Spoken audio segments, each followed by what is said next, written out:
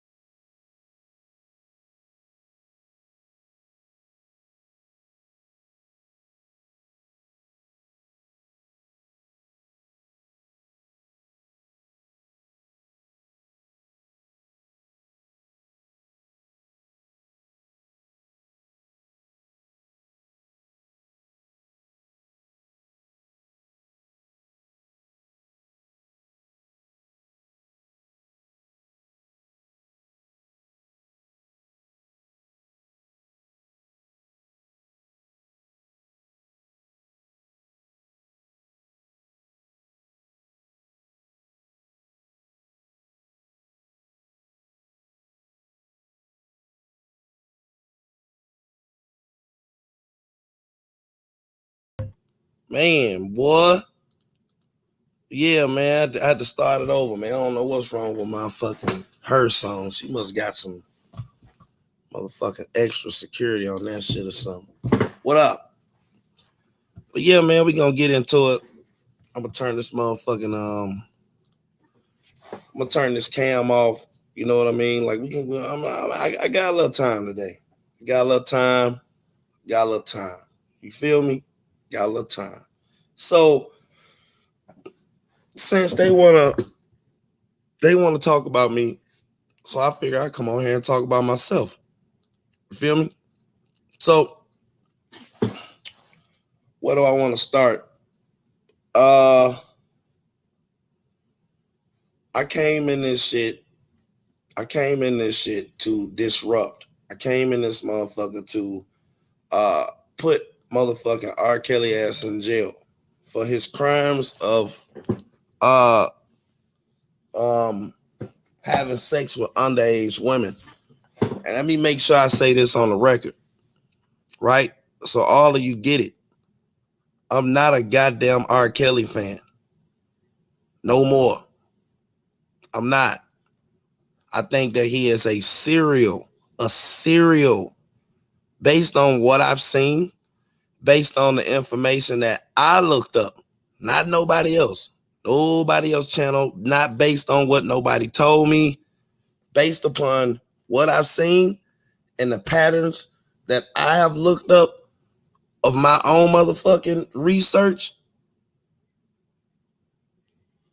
I would tell on this nigga 200 times. He is a serial fucking pedophile and he don't need to be on the street. So y'all can sit over there. Oh, he did damage. He did that. I did more than that. I put a dummy in charge of y'all. See, the intelligent people that can have conversations that could have actually moved y'all movement, the people that had an educational background, a person that had DJing skills, a person that was a psychological counselor, a person that was proficient in the medical field, someone that could diagnose another person, someone that was over there that was savvy, people with money. You know what I mean? All of those people. Some of those people I had interaction with, they were good people, but they didn't have a shot in hell when it came to niggas. They had no shot. I'll take credit for it, but I really didn't do it. I just picked my battles. You know what I mean? I picked my battles. That's what I did. And they over there like, oh yeah, he committed crimes. Okay. That's on me. I told y'all, man. Like, I don't want to be around no perfect people. That's just me. I don't want to be around no perfect people. All of these people sitting over there, all of y'all a bunch of goddamn hypocrites. What's up, Karen? What up? What up, everybody? All y'all a bunch of hypocrites. All of y'all are hypocrites. Like, how you gonna sit on a panel and talk about me with one case, never having been to prison in my life, haven't been in trouble in 20 years, with a nigga that's sitting over there and been to prison a couple of times, then sold drugs, everything he ever did, he got caught. Ain't never had $10,000 in his life. Then killed the whole motherfucking child and visited that city 200 times, won't even talk to the mother of the goddamn baby. Baby out there laying in the ground with no tombstone, and y'all cash apping this thing. I don't get this shit. You know what I mean? No, it's perfect people. Like, them people that's over there judging me, they perfect. But I don't condone no goddamn pedophilia. And I've always told you I ain't condone no, these motherfuckers acting like they surprised. They literally over there acting like they surprised. I told you, day one that I think that he's guilty. I think that he is a serial pedophile. And I think that he has touched hundreds, if maybe not even thousands of kids. His job is to separate a kid from a parent. So when you get to talking about, the letter and da-da-da-da-da, like, okay, now reference that by every fucking girl he ever been with. This nigga done dealt with all these girls and all these parents. Why he don't have no good relationship with none of those parents? What does that tell you? If you're sticking your head into this afresh, if you on a jury, right? If you're on a jury and you got a man that got all these cases against kids and he's dealt at some point with these parents, why you don't have good relationships with none of these girls' parents? Nothing about this situation says innocence. And where is the music? All of these girls had aspirations to do music. Where is the music? There is no music. All the way since Aaliyah. He said, fuck that. I ain't doing that shit no more. She got away from me. So all of these girls supposed to be going there with talent. And then think about this. A lot of these girls, they weren't even in the music. How the fuck do you explain that? You cannot explain to me somebody who married a minor, somebody who have been on trial with a minor. You cannot explain to me under no circumstances of a minor being involved with this person forever and not have me suspect that he fucking with kids. Do I think that it was a lot of mistakes made? Yes, but that still don't condone him to be able to fuck somebody's child. Oh, they wanted the money. Still doesn't condone him to be able to fuck somebody's child. Oh, I want to send my 17-year-old. Still doesn't condone him to be able to fuck somebody's child. Well, where were the parents at? It still does not condone him to fuck somebody's child. Under no circumstances is he supposed to be fucking somebody's child. Under no circumstances. I don't give a fuck if they had a minor jump out of a goddamn plane butt naked and land in his bedroom. He is not supposed to fuck minors. They don't understand that. It's somebody's fault that he fucked in the minors. That's what I be getting. It's somebody's fault. Or it's the minor's fault. You know, or the minor was fucking before him. I get that. The minor is fucking before him. She fucked everybody before she fucked him. Well, you know, you try to give people the benefit of the doubt, and you say stuff like, well, who are these people? You know, who are these mystery people that they were fucking? Surely, if a motherfucker is reaching out to Hollywood's husband and the dude live around the street from Lowell, and you reached out to all these people, surely you should be able to find some of these guys, you know, because none of us knew of an ass. Thank you, True. Awesome. Appreciate it. None of I haven't seen it.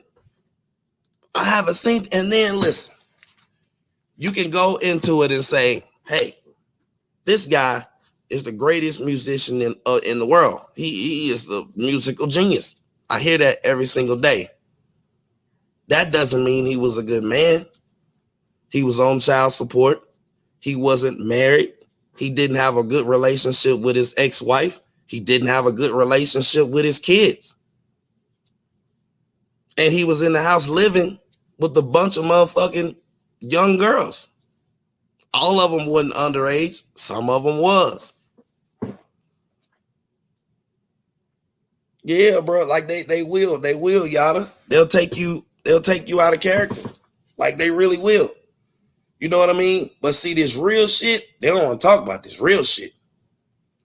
They don't want to talk about this real shit. They don't want to talk about nothing real. Everything they want to talk about some fake shit. They don't want to talk about nothing real. Every slogan that they ever came up with says that he is guilty.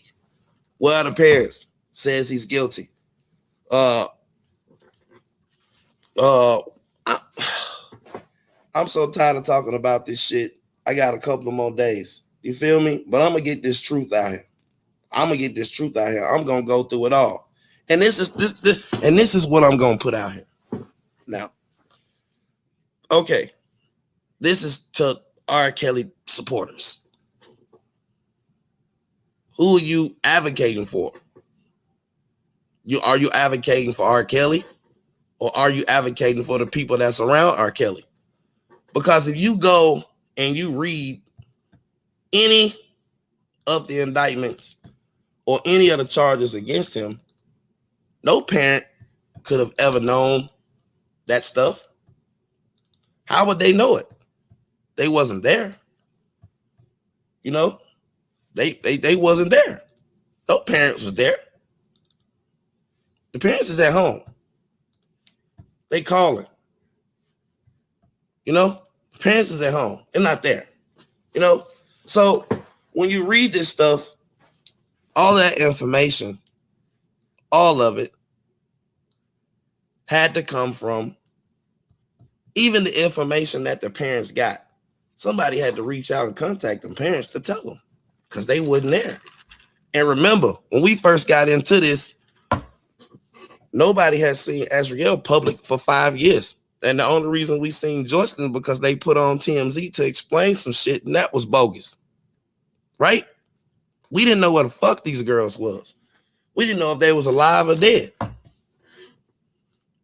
I just got Swedish money. You can look at that. Swedish money. How about that? Thank you. You know, it's you know, it brings you out of character, but that movement over there caused people not only not read the indictments, but it caused people to not look into the people that could have. Who do you think, if parents is at home, let's go through a scenario real quick. Now, I done went through a situation where my daughter is now involved with R. Kelly camp, and they're supposed to be working on music. They're supposed to be doing shows, whatever, you know? And I get a phone call, right? I get a phone call or I get a visit, and the visit says that, hey, you need to get your child out of this situation. This motherfucker is doing all of this crazy shit, and he got all these girls, this and that. and your daughter's chained to a sink, and they floating in, you know what I mean, floating in the air. First thing I do is call the police. But by the time you find all this shit out, your child is of age. And the local police is going to tell you they're grown. There's nothing we can do. And it's across state lines. So what is your next option? Your next option is to either go to the internet or to go to the media. And the only thing you have to go off of is what someone came and told you. That's all you have. So when I look at people like the whistleblowers, like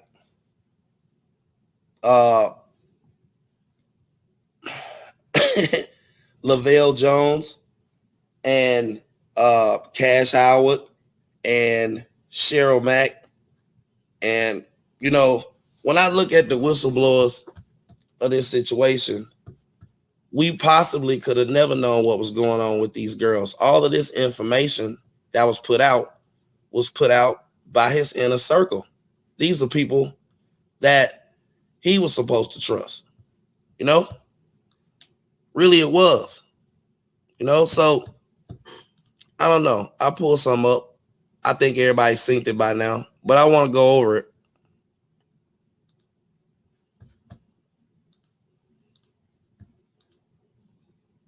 Can y'all see this? Do I zoom in or zoom out? Let me see.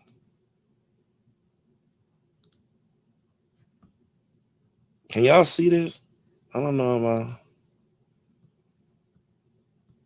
Can y'all see that?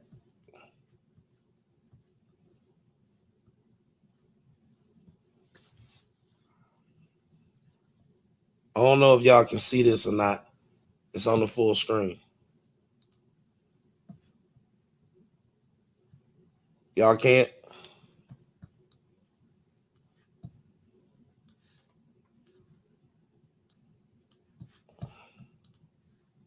Can y'all see it now?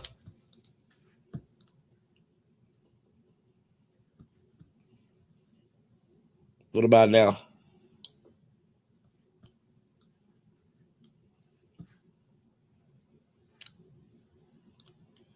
Okay, I'm gonna read this, right? Because shout out to the whistleblowers.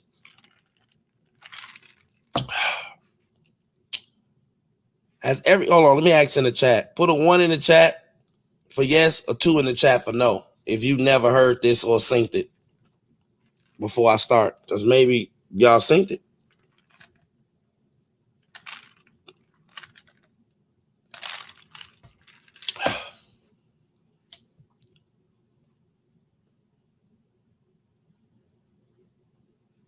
One in the chat for yes, 2 in the chat for no.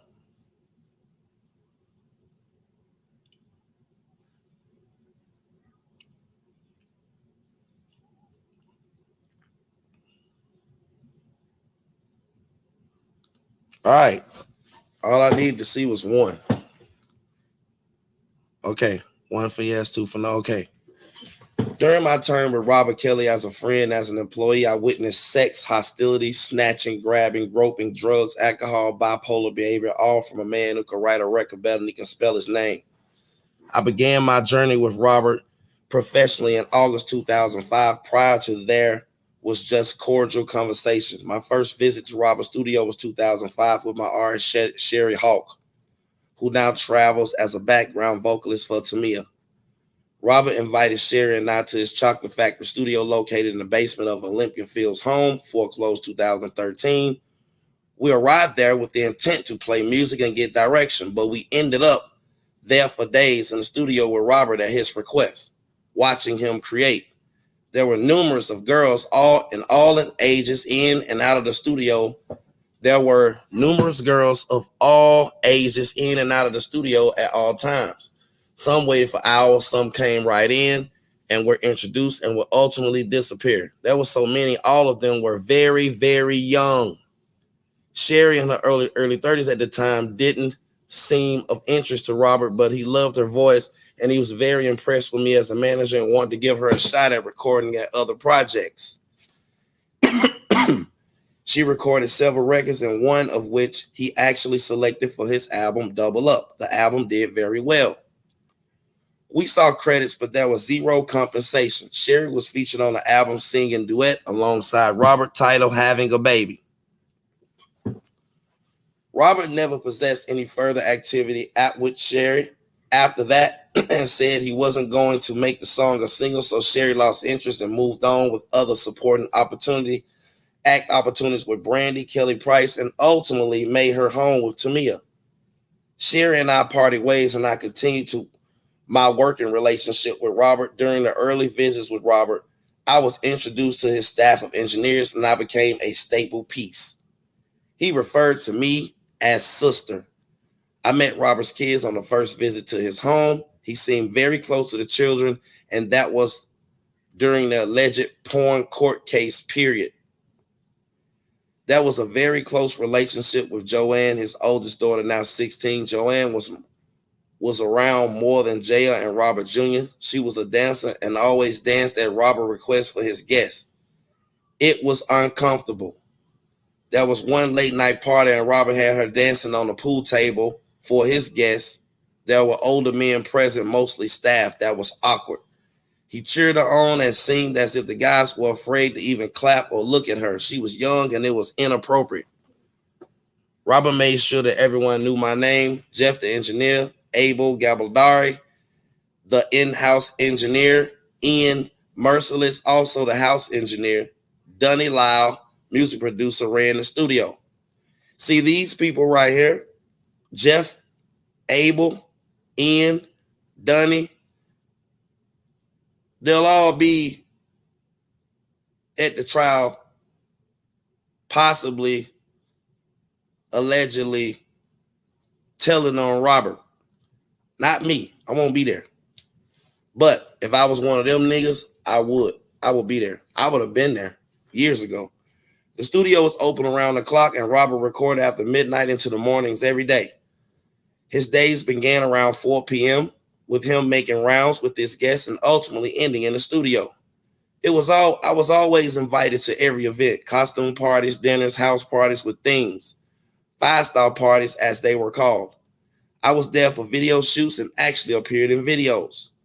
This was never a paid opportunity with Robert. Our agreement was that if I found the artist opportunity, I would bring it to him first. During that time, I never felt fear of Robert. It was a simple understanding. I worked a corporate job by day and traveled to Chicago on the weekends. I traveled at my own expense, and I did so for several years. I introduced Robert to an artist I began working with out of Atlanta, Dawn. I was shopping her project and getting interest when I played her music for Robert. Robert requested pictures and video of Dawn. When I showed that to him after loving her voice, he invited her out at his expense. Dawn was early 20s at the time. When I flew her out, she brought a girlfriend with her, Angie. Robert met Dawn, loved her, and invited her repeatedly, then without me. Ultimately, after a few more visits for parties and no studio time ever, Dawn stopped visiting Robert. This all went on for a while. In 2009, I began working with a female artist named Precious Way. Precious was 17, originally from Chicago and living in Atlanta at the time.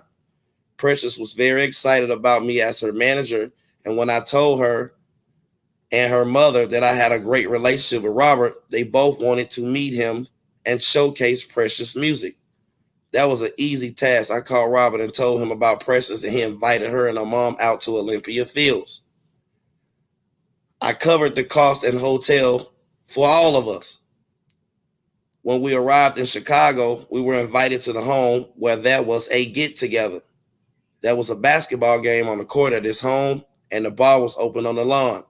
Precious and her mom, who are both Chicago fans of Robert that never even came close to meeting him, it was beyond their wildest dreams. Robert was very cordial and respectful that night. We were his special guests. He seemed smitten with Precious. She was young, and this hadn't happened. This hadn't happened at this point in my presence during my stint with Robert. We were invited to his studio. There we sat, listened to music, shuffled through pictures from Precious' portfolio. Precious asked, and with Robert's approval, went to the bathroom down the hall while her mother and I waited in the studio.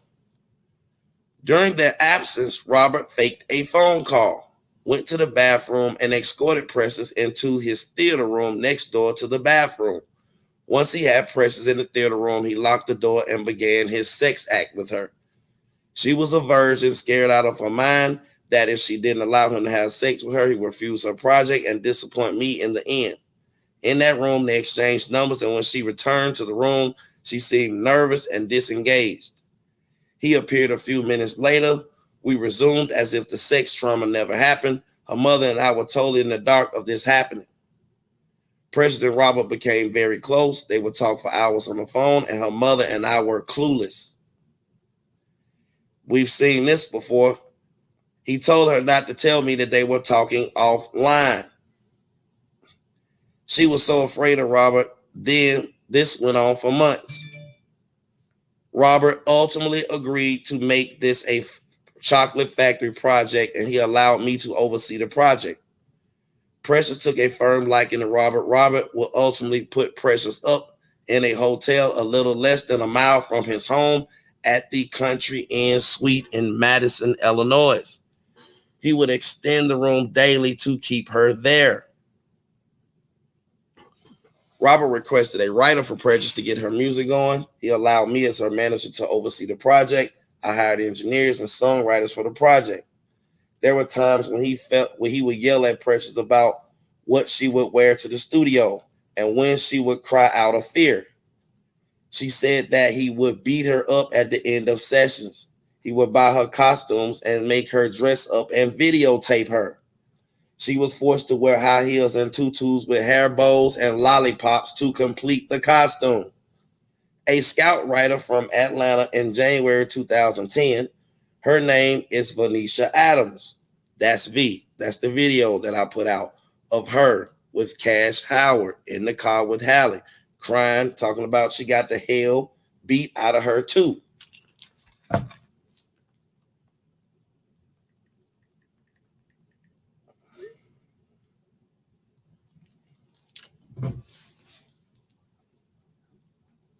Vanisha was an expiring writer. She was in love with Robert the first day she met him.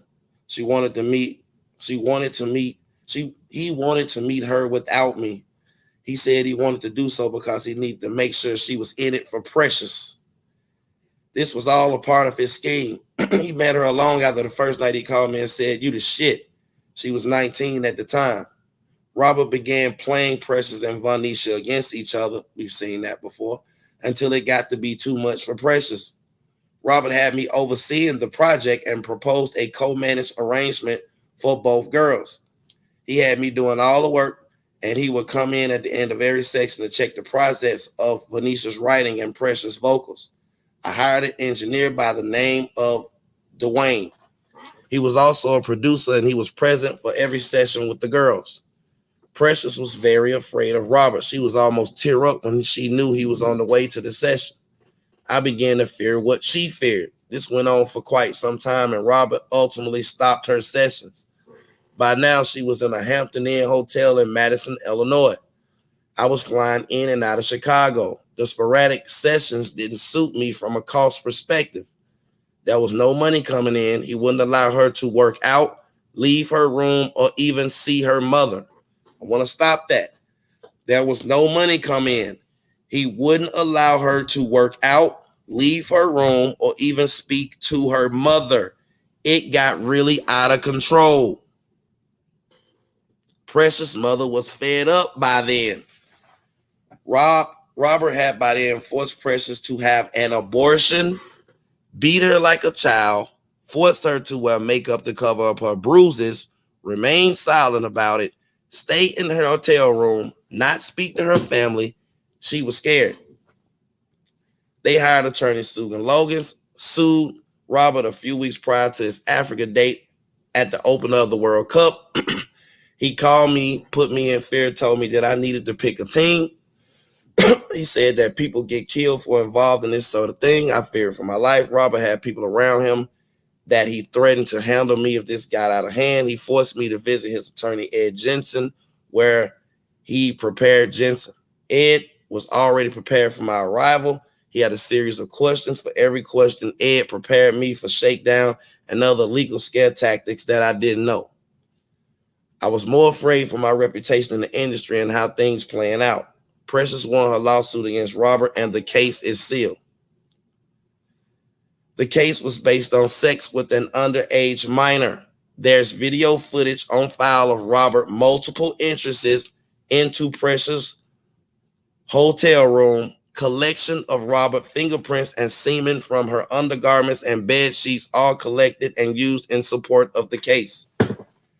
Robert continued his life with Venetia, and she lives as one of Robert's main girls. I recently moved all of Venetia's belongings from a condo at Buckhead Grand here in Atlanta that was in my name to the new guest house in Duluth, Georgia. In 2013, 2014, Robert asked me to locate Precious, and I did. He offered her a visit to Atlanta. She accepted. I arranged the visit, and they picked up where they left off. Precious revealed at that time that she was still in love with Robert, and her life was so damaged that she didn't even know how to function with other men after being in a scary relationship with him. I made the contact with Precious for Robert because I was afraid not to. He would have forced her to take her clothes off after he completely undressed in front of me. He would force her to take her clothes off after he completely undressed in front of me, and forced her to have sex with him with me sitting there while she cried doing so. He appeared happy and smoked the cigar afterwards. Told her that if she wanted to be an artist, she needed to learn how to be free and not so timid. Heard that before. Now, this is what I don't understand. This is in 2013, 2014. Didn't Tiffany Hawkins say the same thing in her fucking deposition in fucking 97 or some shit? We'll go back there. She was humiliated and ultimately realized that he hadn't changed. She told me later that he continued to hit her and yell and force her to do things sexually she would never do, like finger him anally and speak of her finger as a penis and asked him if he liked it. Damn. She said that was his most satisfying moments with her sexually. Man. In November 2013, Robert decided to make Atlanta a second home. I began to work both he and Divine on their joint venture of businesses. The goal was several companies that included a record label. Robert and Divine agreed on company splits, and things were in motion. I had no clue that Robert's plan was skewed. He told me on a Sprinter ride that Divine had what he wanted, charisma, and that's something that he didn't possess naturally. He then began his Atlanta mission. He needed an attorney to draft documents for the business. He specifically wanted a Chicago lawyer. I scouted a few.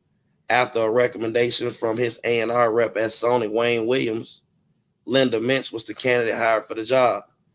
I reached out to Linda personally, set up an appointment in LA, and after meeting her, I scheduled a meeting with Robert. We all sat down. He liked what he heard, and we ultimately hired Linda on the spot. Robert introduced me to Linda as his longtime assistant and advised her to do everything through me. I spent months ramping Linda on the various processes and procedure of the Kelly business. I spent countless hours during the day working aside Linda, phasing her in, while phasing out Gerald Blackie Jones and Daryl McDavid, former business managers. Linda never wanted to get involved with Robert's personal business, but there was no way around it. She knew of his past and always suggested to me that he should find a comparable mate. Linda and I needed help as the business was starting to grow. I named the company, hired Linda, hired a bookkeeper friend of Linda's, hired a stylist friend of mine, which Cash Howard. Robert ultimately played all of us against each other, Divine included, in order to justify not paying any of us except Linda. Linda ultimately paid herself and carved my and Joanne's business salary, thus the team salary, the $10,000. The salary was not in place until July 2014. Up until that time, I was basically working for free, hiring and building the company RSK.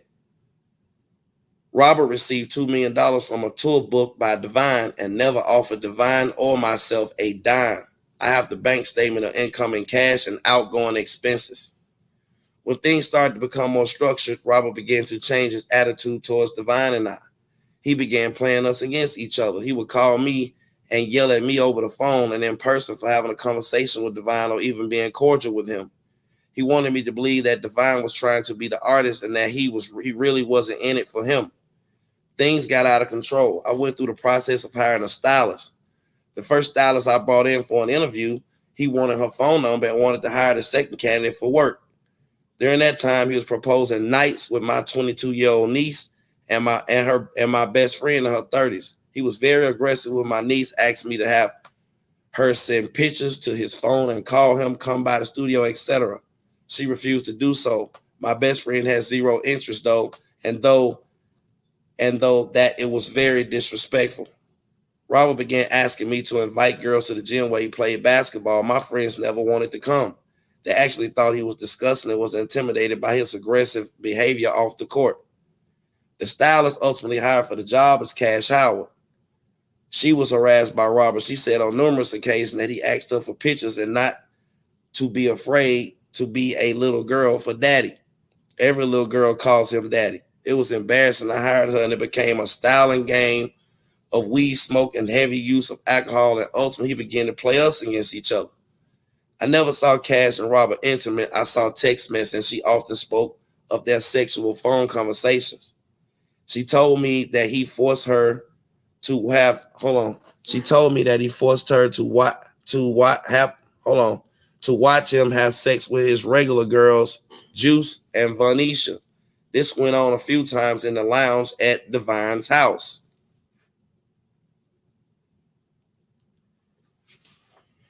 Robert, employee Uncle Junebug, was very rude to me after he saw Robert yell and curse me out. Robert would say, "You're very smart, but you do stupid stuff." For example, if the guests would fly in at noon and arrive at the hotel and couldn't check in at 3, he would yell and curse at me and call me stupid and blame me for the hotel rules. This would happen if flights were delayed, if drivers weren't present at the carousel, if the Uber driver was a male and not a female. He would yell at me and curse me out in front of Junebug. Junebug ultimately began to curse and yell at me as Robert did.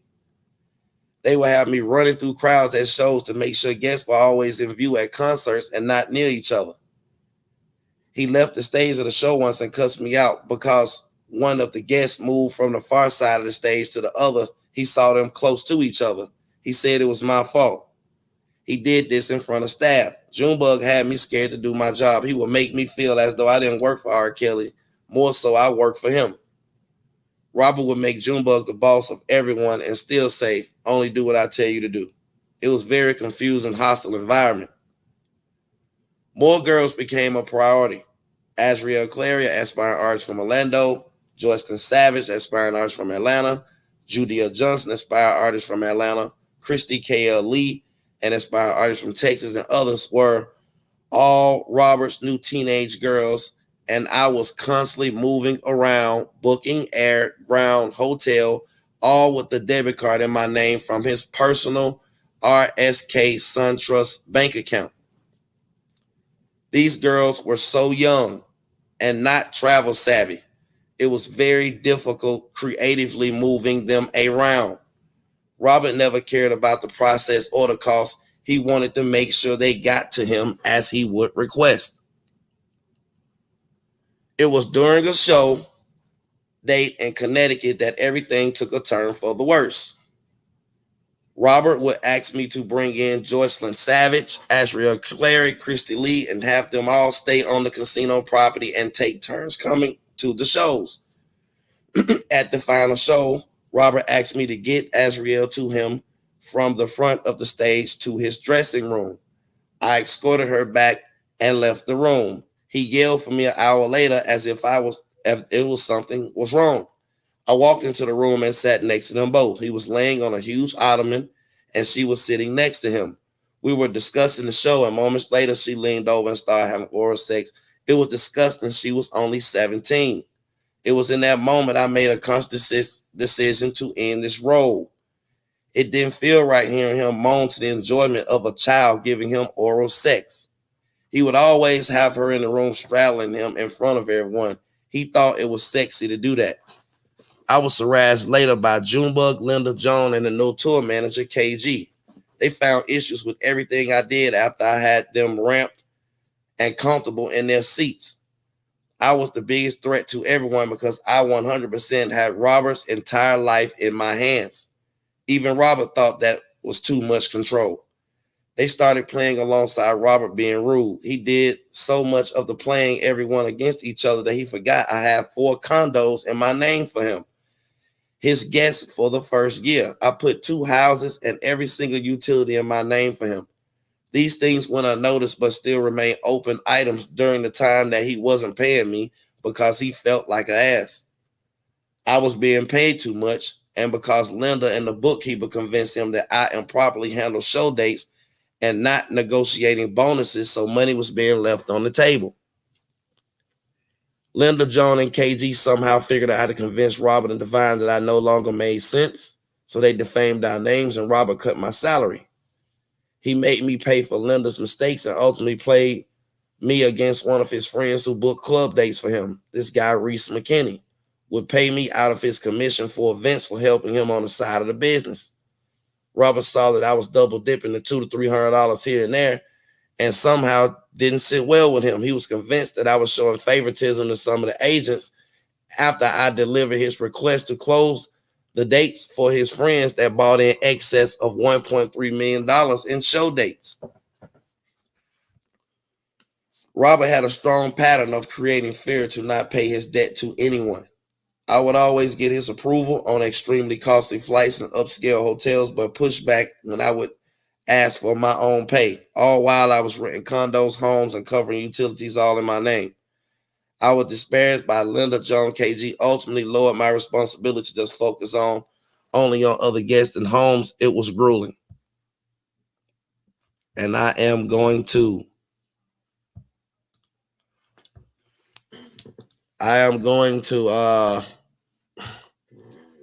read the other part of this. I don't have it. I gotta get it. There's more. So these people, don't listen to them. They don't know anything. They're unfocused. They're very unfocused, and they don't know anything. They spent time listening to people who haven't met R. Kelly. They spent time listening to people that don't know anybody that know R. Kelly. They haven't been to the man concerts. They don't know anything about him. And they invest thousands of dollars into these people to listen to them talk about what they've heard, which is a bunch of bullshit. They don't know anything about this case. They don't know anything about the charges. They don't know any of the players and people that's actually going to bury him. They just a distraction. And to be honest with you, they my distraction. They are. They're my distraction. You know, I like them being there. It makes things extremely easy for, me to navigate. And who wants to be fighting with a motherfucker all the time? We're gonna get into something else. You know what I mean? I'm gonna be doing lives, a lot of lives coming up here towards now and the end of the week, because I want to get out much information as I can. I'm not on R. Kelly's side, but I'm also not the person that's gonna, like what y'all would say, fuck him up, because I don't know him. Because I would have fucked him up a long time ago. All of them people that say they're his friends, no, they're not. Your friends tell you the truth. Your friends tell you when you fucking up. Your friends take you around the corner and punch you in your fucking stomach. You know what I mean? Ain't no friend gonna go along with no man that's fucking doing all of this shit. I don't know a friend that ain't your friend. You know, people that talking about they been around for 30 years. He seen all these women come in and out of the studio. And I can tell you right now, all them motherfucking engineers don't white. Anybody white that work for him, they tell him they not finna go do no motherfucking. They not finna go do a day for his black ass. They telling everything. Soon as they pulled up to their house, they came out the front door telling. All them people he fucked over with music that held his secrets, this and that, they all telling. All them telling. Where's Juice? Where's Val? Where's the bus drivers? Where's the motherfucking engineers? All them people at. And they just, because of me and because of you, we've taken the punches.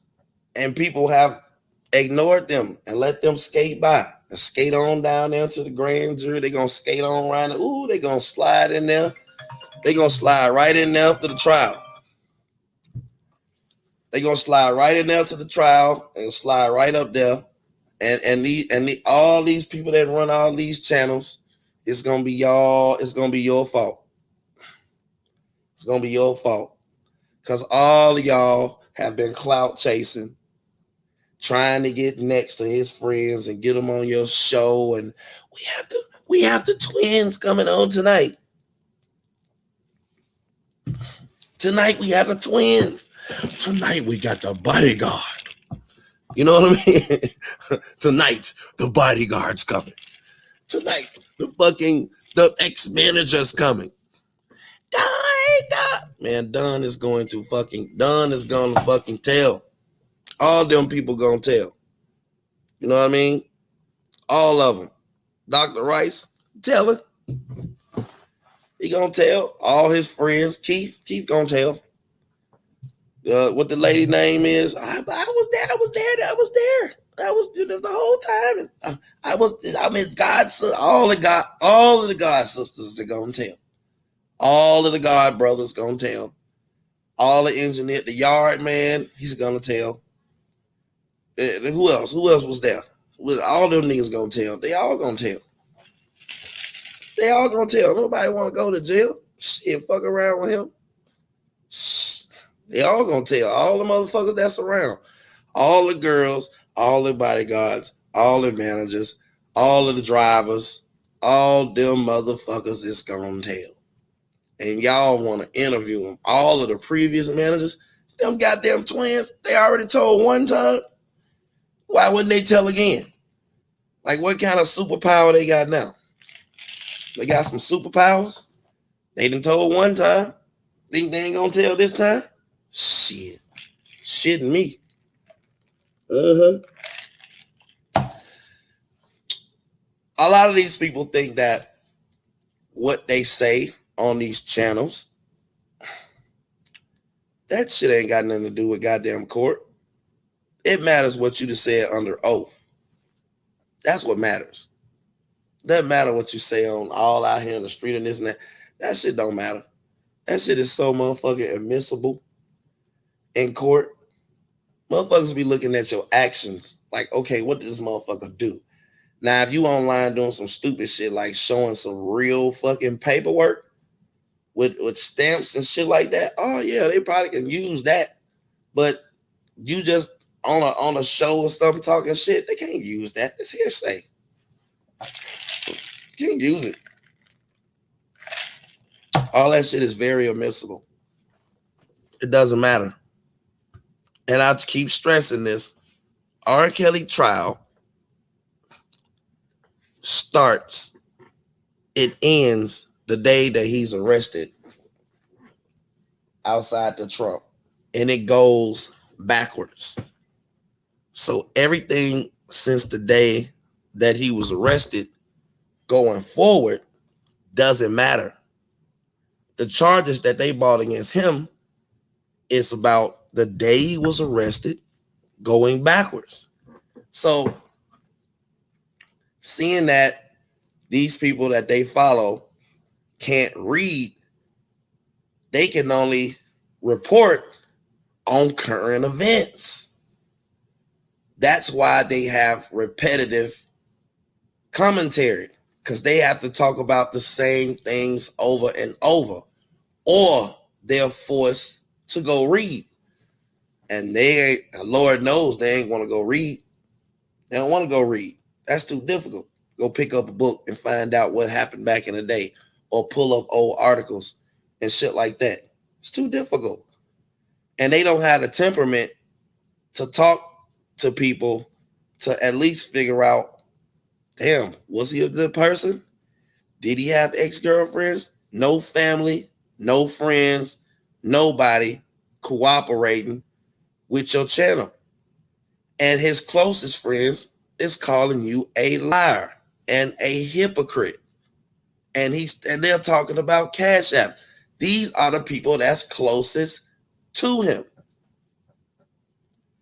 So I don't think that most of these people are advocating for R. Kelly at all. You know that he doesn't have attorneys. He got attorneys. He got 2 attorneys. But he fired 2, and the other 2 are questionable. And he goes to fucking find out or figure out, he goes to figure out and find out,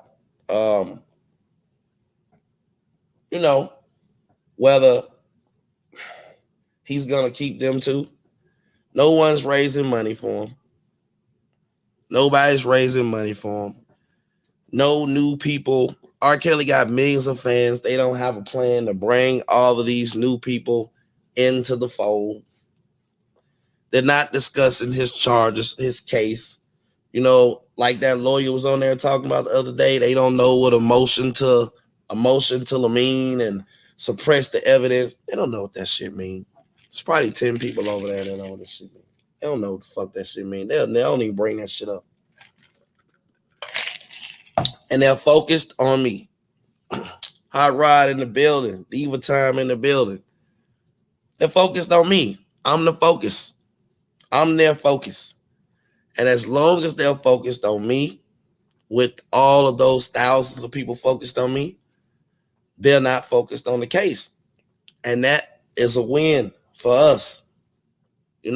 So I could have just not talked about any of this shit for the rest of the week. I could have did that, but I was like, damn, this week might count. So if I can keep them focused on me for the rest of this week, now we down to 6 weeks, So that's been my strategy. If they must know it, keep the focus on me. Because as long as you focus on me, you're not focused on the case. You know what I mean? And a lot of these, and I think that were kind of worked out for the people. You know what I mean? For the people that's down there frying his ass up, they feet kicked up. Some Valerie Payton somewhere getting her nails done right now, sitting right next to Juice. They probably somewhere getting their nails done. While these motherfuckers out here fucking with me. Awesome. Yeah. Smart, ain't it? I used to argue with people about this. Like, man, you can't do that.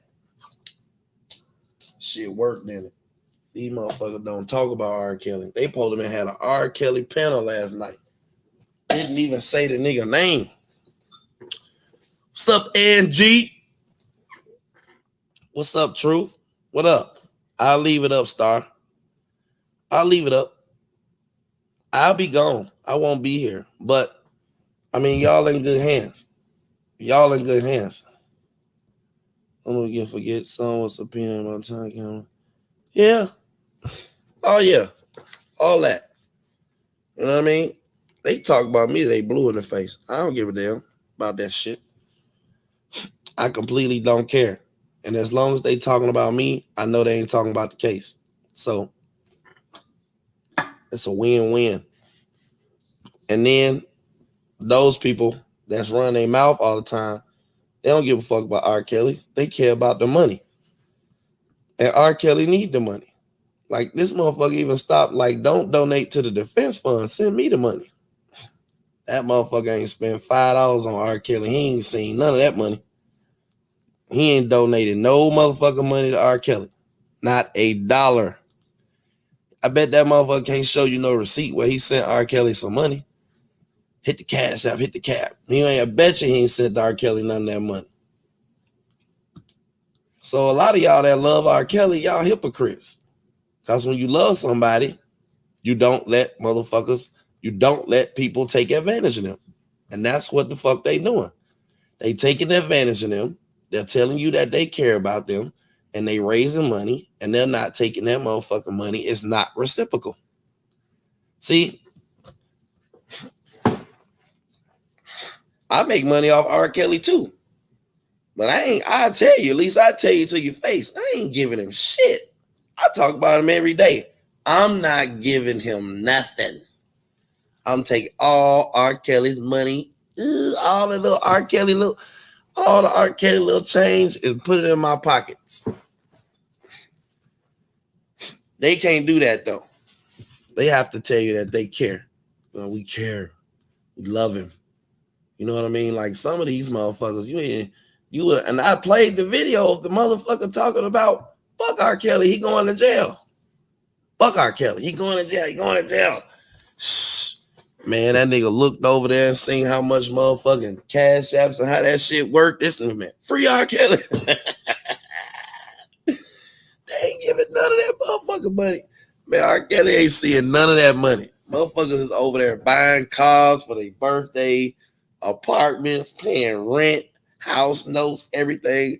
Motherfucker, and the least you could do is get on your channel and put out some content that's at least gonna affect the man case. How you gonna be out here taking all the motherfucker?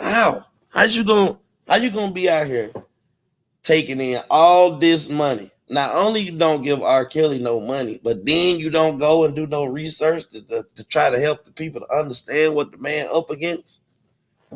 No, you over there talking about me and how y'all feel about me.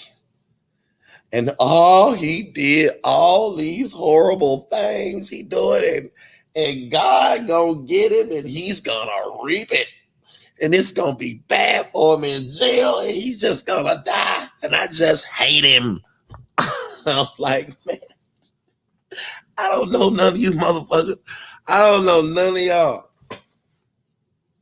Damn, I'm talking about a stick up. Shh. Now that's a stick up. I'm telling you. I understand. Look, man, I listen.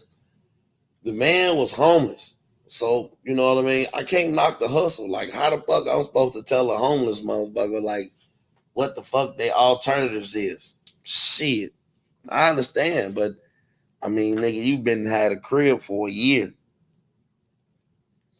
I'm talking about, but I don't know, man. I'm proud of him. I like him. I hope he continue. You know, I'm saying, I hope he continues to ruin their shit.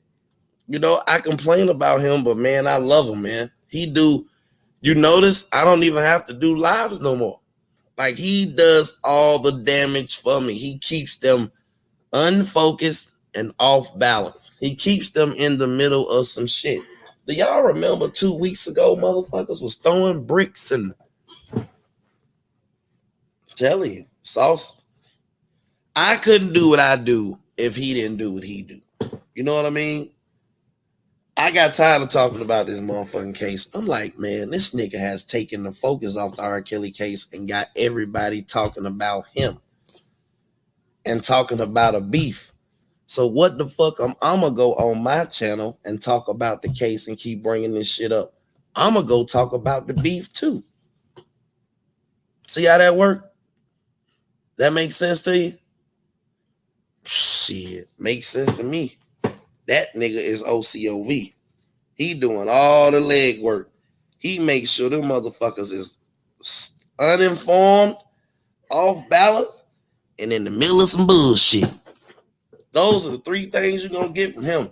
He is gonna be in the middle of some bullshit. He has to motherfucking attack somebody. I'm telling you, that nigga, hey, look, hey son, you're doing a great job over there. And I really damn appreciate it.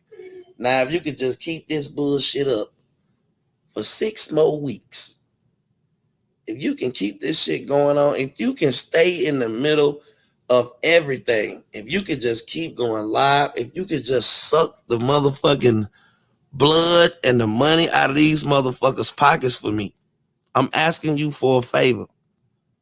For 6 more weeks. That's all I need you to do. For 6 more weeks is to keep doing everything you doing you doing good, you doing real good. If you could just keep all the drama going. I'm talking about fuck up the rallies, take all the money, blaming this shit on people that ain't gonna be in the case. Nigga, if you could just keep this going, the same shit you doing for 6 more weeks, I'm gonna make sure you stay into it with me until the day I walk in jail. But if you can go 6 more weeks after that, I surely would appreciate it. I mean, I really would thank you. Like, I really would be in debt to you if you can just keep the bullshit going on, like keep on fucking with people and putting your community tab up there and taking all the motherfucking cash app. 6 more weeks, please. Listen, y'all, if we can have this nigga as the leader for 6 more weeks, we got this shit in the bag. I ain't lying. If you agree with me, put a 1 in the chat. If you disagree with me, put a 2 in the chat.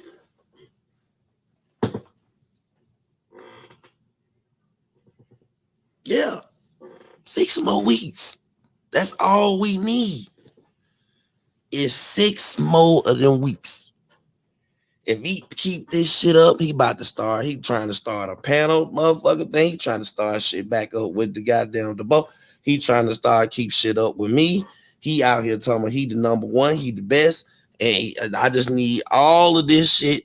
Long as that nigga ain't over there trying to read no focus in on no case and read no indictments, he ain't got no pacer. I just need 6 more weeks. That's all I need. Out this nigga here is 6 more weeks of drama and confusion and threats and all of that. 6 weeks.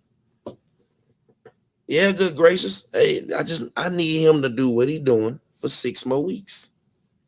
And if he trusts me, if he does this for 6 more weeks, we got this shit in the bag. I mean, we got the whole motherfucking, we got the whole motherfucking Kales Nation following this idiot to hell. No money being raised with these lawyers. Man, this shit a slam dunk. Shit, I'm telling you. That's why Auntie Ann ain't putting this case off of shit. Hashtag 6 more weeks. 6 more weeks, YTF.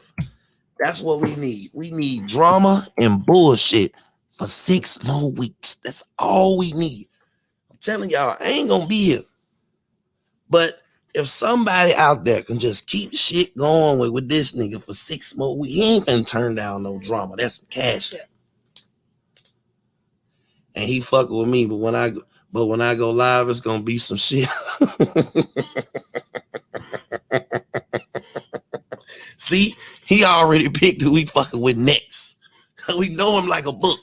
We know him like a book. Anything he could do without talking about this goddamn case, he's going to do it. 6 more weeks, YTF. We need 6 more weeks of dumb shit. Not focusing on this case for 6 weeks. Because that shit is going to drown them other channels out. The other channels on there, they trying to read the indictments. They got special guests. That shit don't matter. That shit don't matter. They want that early morning 9 o'clock nigga shit. That's what we need. If we get 6 more weeks of this shit, we got this shit in the bag. I wish I could put off going to jail for 6 more weeks. I'll just argue with this nigga. I'll argue every day. I go back and forth every day.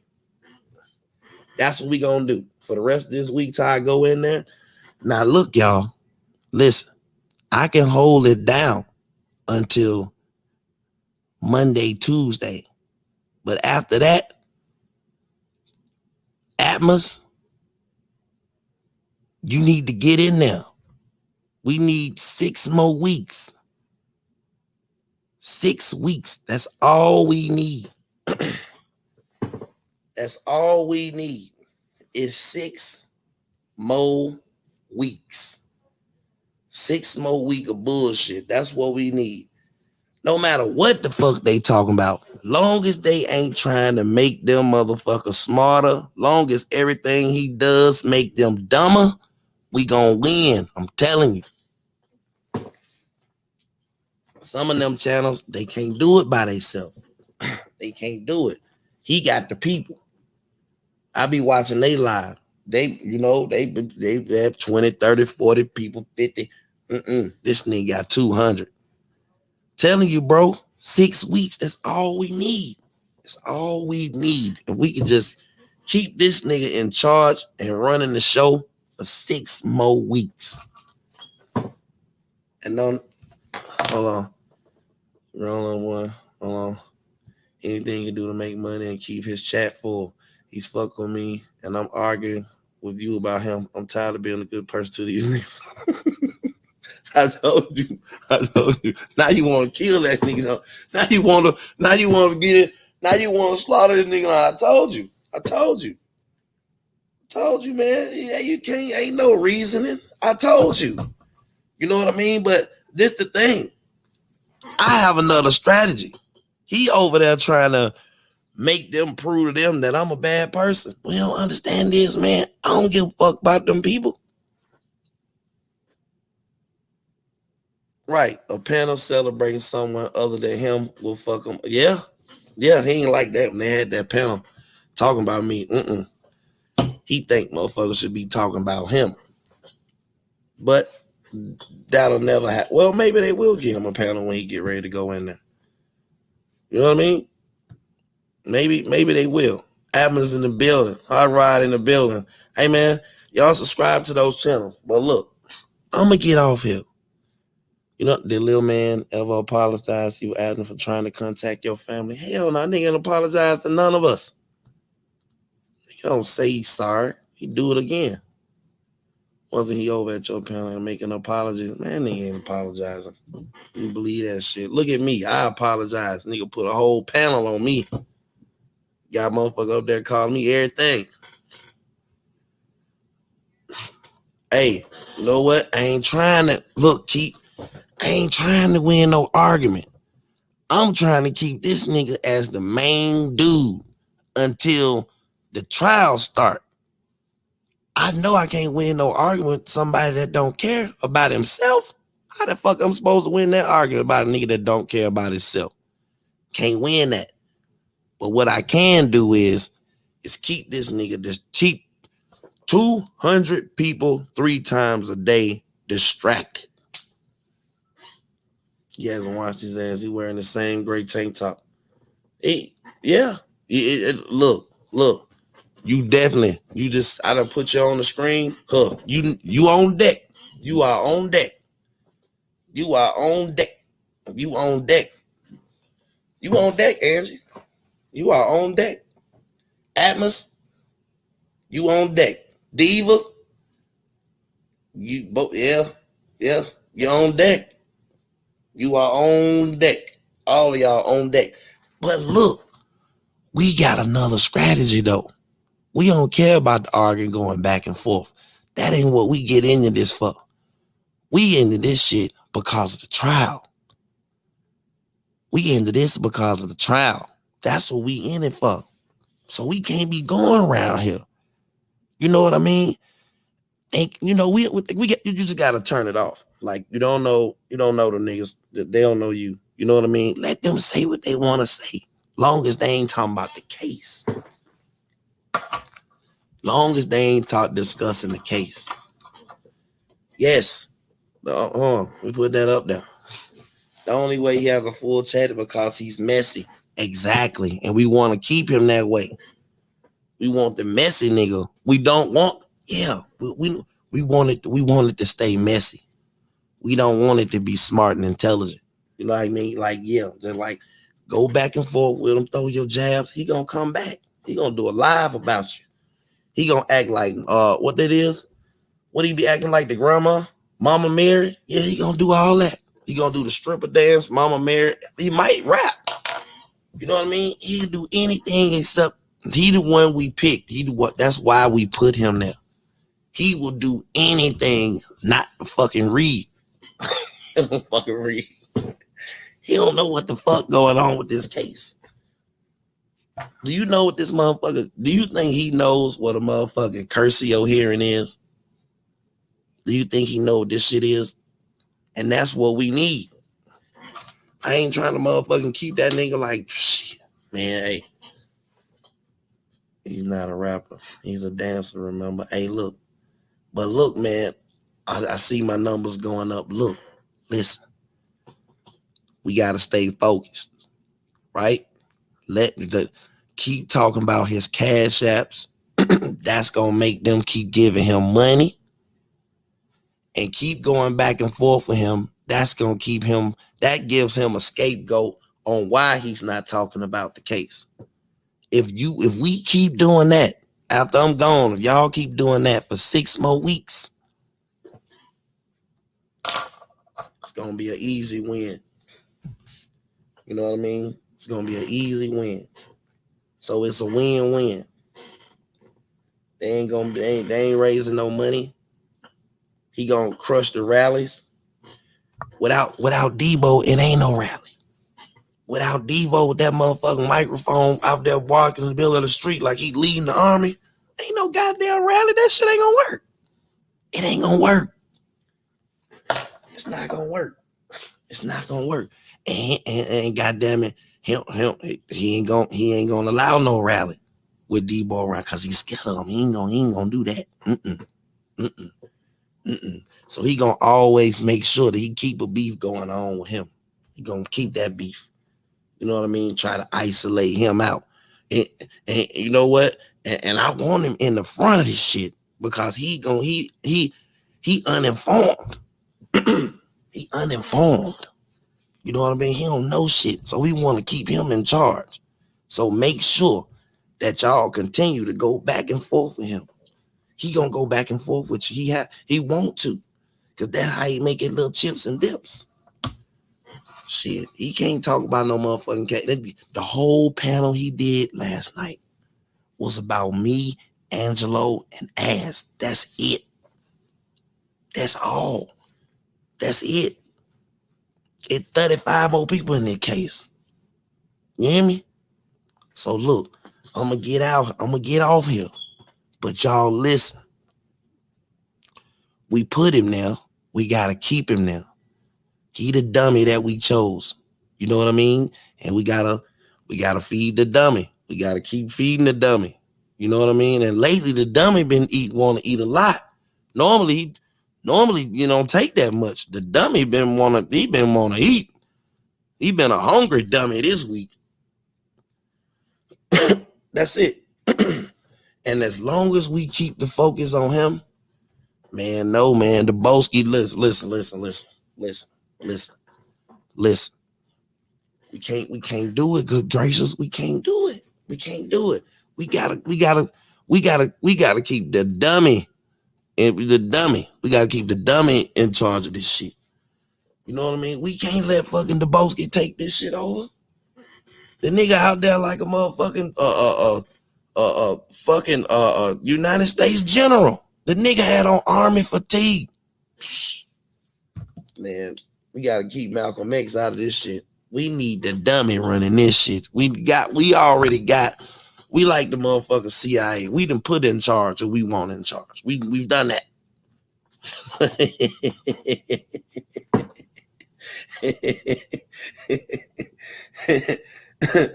I'm telling you, just like on White Men Can't Jump, give them the dummy.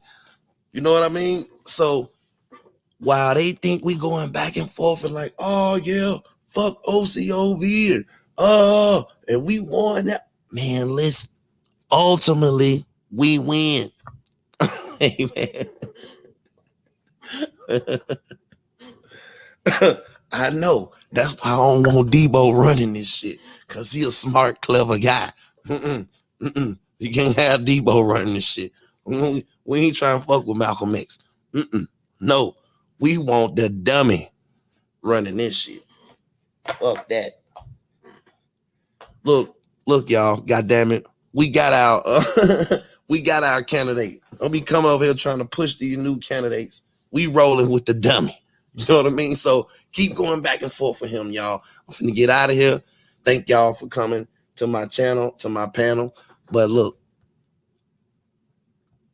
hey man, hey Lysol, no man, we picked our dummy. Shit, we got our dummy. It's our dummy. He belong to us. Who just went live? Who just went live? Who just went live, Jennifer? Who just went live?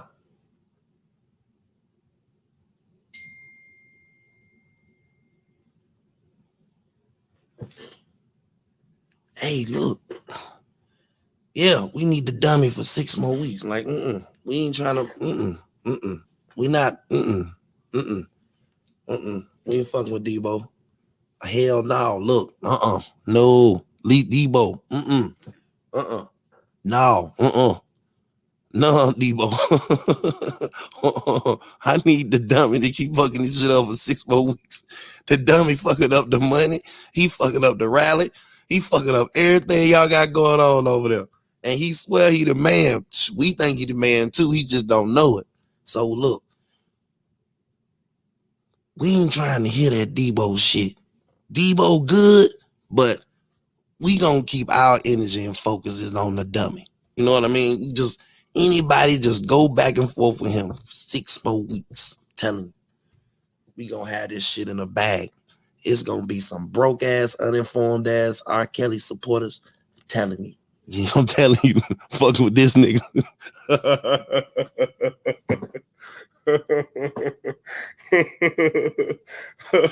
Y'all ain't gonna know what happened when this trial start.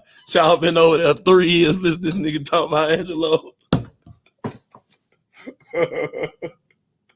Y'all listen to this nigga talk about Angelo and ass for fucking 2 years, 8 hours a day, and gave him all your money.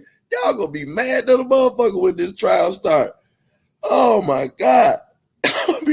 Y'all gonna be mad to the motherfucker. Y'all over there listening to that dumbass nigga.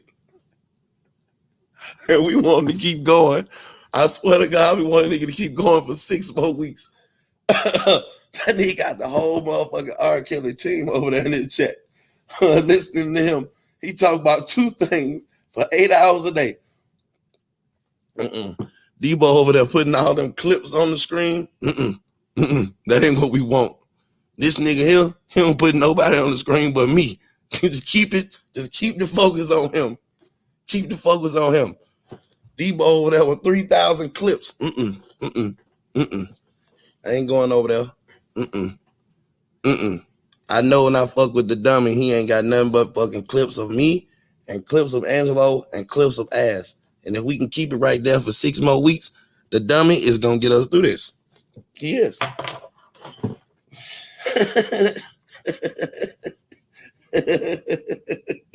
I'm telling you. The dummy got all of them in his chat too. They all be popping up in there. I was like, way to go, dummy. You know what I mean? Well, I'm gonna get out of here. I'm gonna get off here. But look, I'm gonna come back later and we're gonna discuss the second part of the plan. Because I gotta, if this plan don't work, I got another plan. You know what I mean? I got another plan. I'm gonna come back and we're gonna discuss that part. You know what I mean? Because I see some people trying to make a move. We can't let them. You know what I mean?